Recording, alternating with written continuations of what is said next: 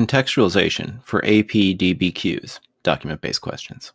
Contextualization seems complicated, but in reality it's something we do all the time. When you talk to a friend or anything, you always try and explain where this story is. Anyone who's ever talked to anyone who doesn't do that, you're always like, wait, where are we? What are we even talking about? So the whole point of contextualization in an AP essay or any essay is simply to explain how what you're talking about fits into some larger picture. And obviously, if you're having a conversation about context or anything, or you're trying to lay out some story to someone, you need usually to explain like where this came from and why it matters. So you might be saying, at the beginning, this thing was happening, blah, blah, blah, blah, blah, and then you lay out like, and now, the key part of the story, here is what I'm talking about. So in this case, the contextualization would be the bit at the beginning. You could similarly talk about things that happened later on as a result of the story you just said. Or you could talk about, this is a great example of this other thing. Any of those would work as contextualization. The 2019-2020 AP World History definition of contextualization. They say, to earn this point, the response must relate the topic of the prompt to broader historical events, developments, or processes that occur before, during, or continue after the time frame of the question. This point is not awarded for merely a phrase or reference. 2 to 4 sentences that lay out the context of your essay should do it. The sentences can technically be anywhere in the essay, but the intro or conclusion paragraphs are the logical location. You have to have specific information, almost as if you are providing outside evidence. Your contextualization has to match the content of the essay prompt and your thesis. The elements of contextualization is that it actually has to match your essay. So if you have an essay about trade routes or something like that, and you contextualize it or think you're contextualizing it by talking about something that happened before this trade route opens up, but it has nothing to do with trade or nothing to do with the point you're making, it's not going to work for your contextualization point. So the contextualization you have has to actually match your thesis and the topic of the essay. The most straightforward approach to contextualization is to lay out the events or conditions that preceded and influenced the topic described in the essay.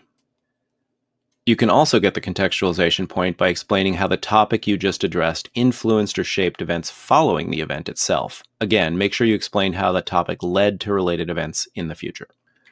You can also explain how events happening in a distinctly different region during the same period are related to your topic and thesis.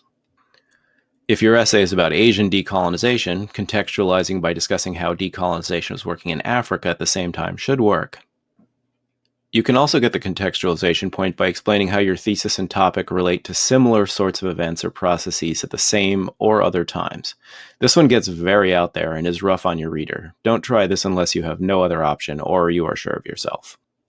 For example, you could contextualize the economic effects of the changes in food production during the late medieval period by explaining how that economic change relates to changes in art at the same time.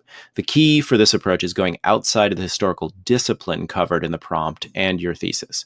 Explain a relationship to a larger picture. The tricky part of contextualization is to avoid simply explaining a larger picture of the topic itself. In other words, you do have to go outside the period, region, or historical discipline you are discussing. If you do the standard period-based approach to contextualization, make sure there are at least 50 years between the events of your context and the topic. Older events might require more of a gap, and more recent events less. It all depends on the essay you're writing.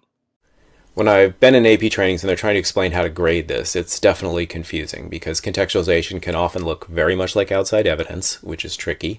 So you need to make sure that those two are pretty separate in your essay and that you understand that you've only done contextualization, even though you gave some specifics in there, and you don't accidentally forget to do outside evidence. And in the end, you also need to think about, does this contextualization actually end up being significantly different from the essay that I wrote? So if your contextualization is really just like the beginning of the period or place or event that you're talking about, it's not really contextualization, it's just a bigger picture of the same story. So you definitely need to think of contextualization as some kind of like way of using an outside event or period or form of historical thinking, and how the essay and topic you've related or told the story of, how those two things shed light on each other. So your context has to actually be a bigger, somewhat different picture that sheds light on the meaning of your prompt and the thesis you wrote about it.